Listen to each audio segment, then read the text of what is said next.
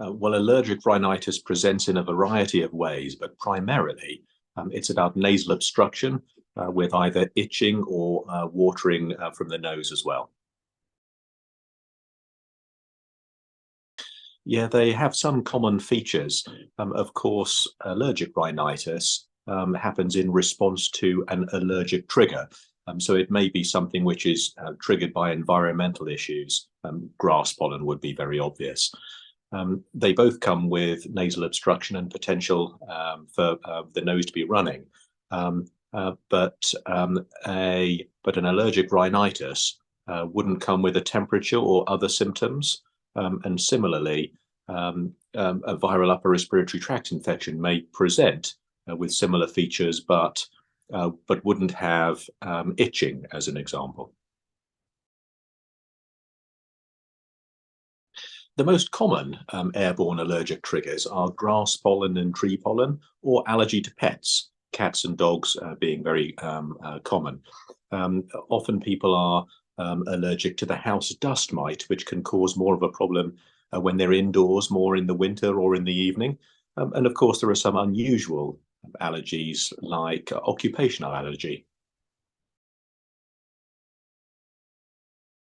Well, I suppose the first thing would be to know what you're allergic to and try to avoid it. Simple avoidance is the easiest way to avoid allergic rhinitis, though that isn't always possible.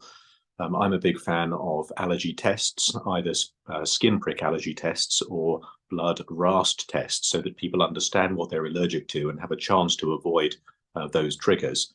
But if we're not able to avoid those allergic triggers, then being prepared is reasonable. Having a daily antihistamine or an anti-inflammatory spray would be helpful. It depends a little on the severity of the condition. When patients are suffering with itching eyes in the grass pollen hay fever type season, chromoglycate eye drops are very good for settling down that symptom. It's useful to use simple saline sprays to wash the allergen from the nose, and that requires no prescription at all. If symptoms are really severe, or if they're frequent enough, they're affecting the activities of daily life. And if simple over-the-counter regimes aren't working, then of course it's reasonable to speak to your doctor. One of my predecessors was a beekeeper as well as an ENT surgeon, and he was very keen on the idea of local honey, although I don't know how much evidence there is for that. I think allergen avoidance and saline spray are very helpful in the early stages. Well, I suppose we could take two examples. One would be tree pollen allergy, where in the early part of the spring, tree pollen is at its height, and patients who suffer with a tree pollen allergy suffer for a few weeks in the year.